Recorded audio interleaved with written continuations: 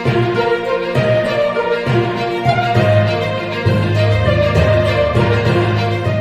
Student, class 7 subject English. English का एक है हमारा सेकंड पार्ट है journey to the west. Journey to the west कौन जर्नी करना था?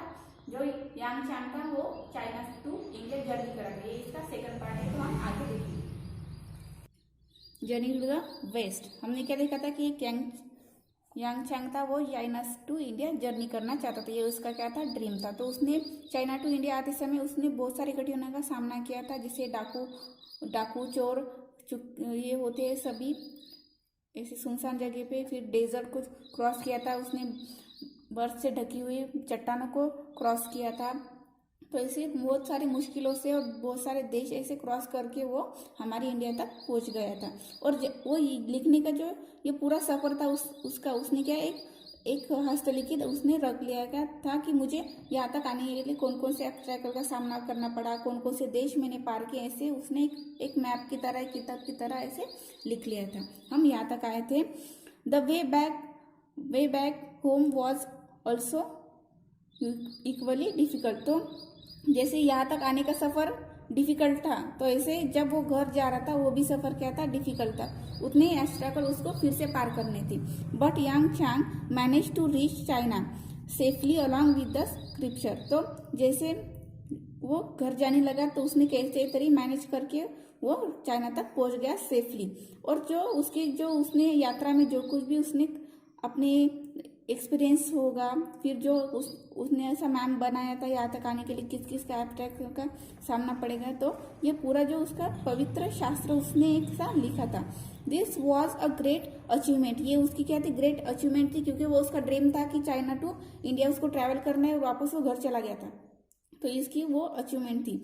इट वॉज ऑलमोस्ट अनबिलीवेबल, लेकिन ये अविश्वसनीय था कि उसकी ये पूरी जर्नी उसको क्या थी? एक अविश्वसनीय क्षमता उसके लिए। So much that the people thought that the God and the supernatural power had help Xuanzang in the his quest. तो जो लोगों को क्या लगता था कि भगवान ने या तो कुछ सुपरनैचुरल पावर ने यांग चांग की क्या की है? हेल्प की थी। ये यांग चांग है, उसके साथ जो उसके 3 लोग थे उसको हेल्प करने के लिए। तो वो क्या लगता था कि उसको जो लोग थे उनको क्या लगता था कि उसमें कुछ तो गॉड की सुपरनैचुरल पावर थी, उन्होंने क्या किया? उसको हेल्प किया है। This gave rise to many interesting folk story. तो ये उसकी जर्नी थी, उसके ऊपर जो लेखक थे उन्होंने क्या की थी? इंटरेस्टिंग फोक स्टोरी ऐसी दंत कथा बनाई हुई थी। The century later an epic novel called Journey to the West. तो एक सेंचुरी गुजर जाने के बाद इसी जर्नी को एक एपिक स्टोरी के रूप के ऐसे लोग जानने लगे कि Journey to the West was written about his famous pilgrimage. जो उसने यात्रा की थी चाइना टू इंडिया, तो ये उसकी क्या है? पवित्र तीर्थ यात्रा के रूप से जानी जाती थी इन दिनों में। The novels made use of many of the foxtail. तो ऐसे बहुत सारी फोक्सटेल उसके ऊपर बनाई गई थी। The novels and the story in its are still very popular. वो अभी तक क्या है? पॉपुलर है। उनके देश में भी यह स्टोरी पढ़ी जाती है। The novel tell us that there are many demons and evils power who are eagers to kill and gobble up the holy morgue. तो ये स्टोरी हमें बताती है कि जो हम कुछ भी करते हैं तो उनके बीच में हमारे एम और हमारे बीच में बहुत सारे क्या आते हैं? डेमॉन्स, यानी ऐसे बहुत सारे इवल्स पावर हमारे कंट्रोल करती है हमें, और वो हम हमारे जो आत्मविश्वास है उसको किल करने की क्या करती है? कोशिश करती रहती है। Who would save him? तो जो यांग चौधरी था उसके भी बीच में बहुत सारे इवल्स पावर आई थी। जैसे डेजर्ट था, डेजर्ट में पैर फंस जाते हैं, उसमें मरते भी है लोग। फिर है स्नो क्लाउड, अगर स्नो हमारे ऊपर, हम स्नो में के नीचे फंस गए तो वो क्या हो जाते हैं? मर जाते हैं। तो ऐसे तो उसमें किसने बचाया? ऐसे क्वेश्चन क्या लोगों को पढ़ रहे थे। फिर है हु कुड वैनिश द डेमॉन्स। किसने डेमॉन्स को, यानी जो इवल्स पावर थी उसको किसने खत्म किया? Will the Glimmus guilty who is the goddess of mercy. तो जो मर्ची था उसकी गॉडेस कौन थी? जो ग्लिमस गॉडेस थी। Has seen to that she has assign his task to 3 special people. जो गॉडेस था उसने क्या थी? 3 पीपल को क्या दी थी? एक वर्क दिया था उस। तो फर्स्ट पीपल कौन सा था? सन यांगचांग और द मंकी किंग। और मंकी किंग था जूस बाजी और प्लेजी एक था मंकी किंग, दूसरा था जू बची, उसका ही दूसरा नाम था प्लिक्सी, फिर है एंड सॉ, पिंकलिंग और सैंड प्रीस, ये थर्ड वाला था। तो इसके दो दो नाम दिए हैं। फर्स्ट वाला क्या था, ये देखिए यहाँ पे मंकी किंग था, फिर सेकंड था जूबॉट्स, ये था, फिर नेक्स्ट था सैंड प्रीस, वो सैंड प्रीस ये वाला था। ऐसे तीन लोगों ने क्या की थी, उसको मदद करने की थी। फिर देखिए जो उसके ऑब्स्टेकल आई थी तो किसने पार की थी, इन तीन लोगों ने पार की थी। Now this three characters are no sands, तो ये जो तीन कैरेक्टर थे, तो ये जो तीन कैरेक्टर थे वो कोई भी सन्स नहीं थे।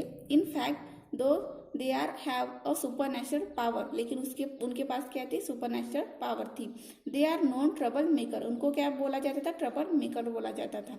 So the God have thrown them out of the heaven, तो भगवान ने क्या था, तो ये ट्रबल मेकर मतलब ये क्या करते थे, दूसरे के लिए ट्रबल क्रिएट करते थे, इसलिए भगवान ने उनको हेवन से बाहर फेंक दिया था और यांगचाजी ने उसने अपने पास रख लिया था। However the kind rishi Clamphes has offer each of them one more chance, तो उनको क्या दिया था, एक चांस दिया था कि उसको माफ करने के लिए। तो उन्होंने चांस कौन सा दिया था, if you have the holy mark in his ligament to India, if you use your power for this good work then you may return to the heaven. तो भगवान ने क्या किया था, उनको माफ करने के लिए एक टास्क दिया था कि अगर तुम जो ये हमारा यांग चांग था वो क्या था, एक होली मॉन्क था, यानी होली मतलब पवित्र और मॉन्क यानी वो भी एक क्या था, मंकी था, तो वो मंकी का फॉर्म है, तो वो भी एक मंकी था।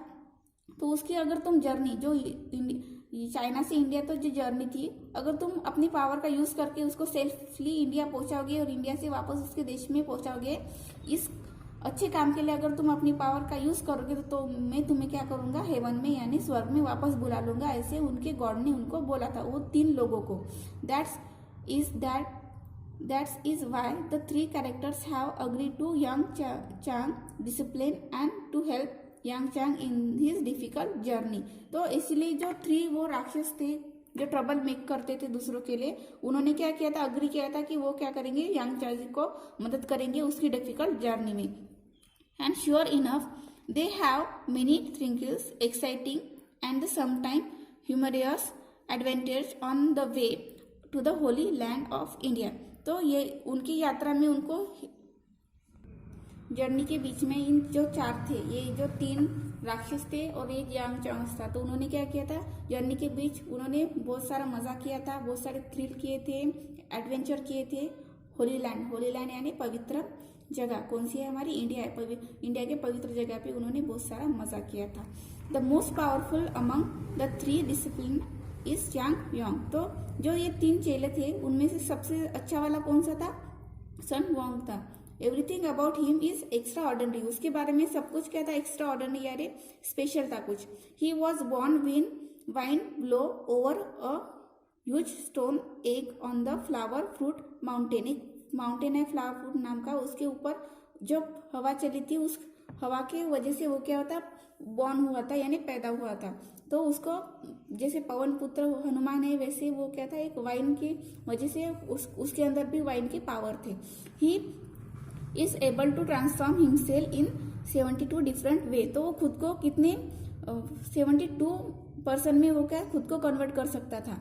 Not only that but he can also transfer each of his hairs strand into any living और non living things of his choice, तो जो उसके बाल थे तो खुद को तो 72 डिफरेंस वे में ऐसे कन्वर्ट करता ही था, लेकिन उसके जो बाल थे उन बालों को भी ऐसे एक एक करके वो नॉन लिविंग थिंग या तो प्राणी होंगे, कुछ बर्ड्स होंगे या तो कुछ चीजें उनके में वो क्या करता था, ट्रांसफर करता था, यानी उनके बालों को वो कभी ऐसे बर्ड्स बना देता था तो कभी ऐसी चीज बना देता था, अगर उनको बैठने के लिए जगह चाहिए होगी तो वो खुर्ची बना देता था, ऐसे वो बहुत सारी चीजें करता था।